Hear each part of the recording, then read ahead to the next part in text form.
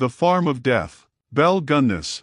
Warning: viewer discretion advised. This video contains graphic descriptions of real crimes and chilling details that some viewers may find disturbing. Viewer discretion is strongly advised. The content is intended for mature audiences only. If you are sensitive to discussions of violence, trauma, or criminal activity, please consider skipping this video. Belle Gunness was born on November 11, 1859 in Norway. She immigrated to Chicago, Illinois in 1881. Eventually she settled down at a small farmhouse she bought in Lockport, Indiana. The beginning of our story needs to start at the end of her story, her death. On April 28, 1908, police were called to a fire out on Belle's farm. Once the blaze was out, the police discovered the bodies of an adult female and 3 children. Assuming that the bodies were Belle's and her kids, she was originally portrayed as a hero. They described her in the local paper as a hard-working widow with 3 kids that had tried valiantly to save her children from an accidental fire until she herself succumbed to the flames. With a little digging though, it didn't take long to find out otherwise. It was initially assumed that the bodies burned in the fire at Belle's home were those of her and her children. It was discovered that Belle was married for the first time in 1884, to a man named Mads Sorensen. Belle and Mads owned a small candy store. Things looked a little odd when both the couple's candy store and home went up in flames, giving them payouts on what were considered to be extremely high-dollar insurance policies at the time. It looked even more odd when Mr. Sorensen died shortly after from an apparent brain hemorrhage while also having a large insurance policy that Belle had gotten on him. The insurance company did an investigation but could find no proof that their claims weren't accidents, so they dropped the investigation. The second husband/probable victim, and the only man whom Belle would take the last name of, was Peter Gunness. They were married in early 1901. Peter wouldn't make it to 1902. 8 months after marrying Belle, Peter was killed accidentally when a meat grinder fell on his head, fracturing his skull. At least that's the story that Belle told police.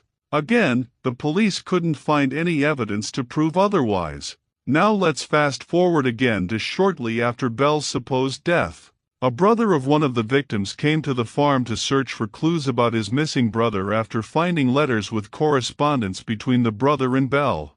He searched the Gunness farm and to his horror, found the decapitated head of his brother buried in the ground under the pig pen. The man contacted the police and after a further search, bones were found scattered in the ground all over the property. Some in the pig pen, some down by a lake on the property, some were right by the house in the front yard. It's believed that they found all or part of the bones for 11 different people. All the bodies had been dismembered in the same way, decapitated, arms removed at the shoulders, and legs cut off at the knees.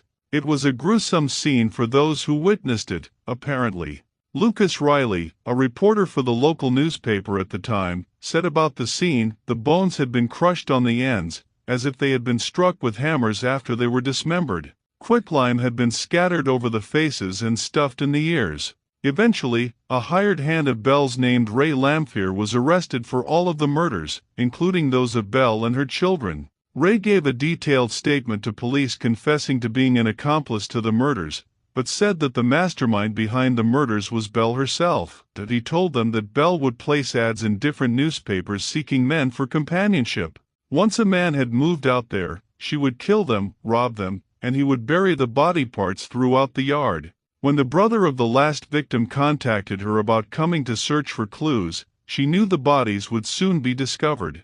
Lamphere said she paid him to dig up a female corpse, put it in her house, and set it on fire, with her own children inside. Belle had fled and Lamphere didn't know where she was.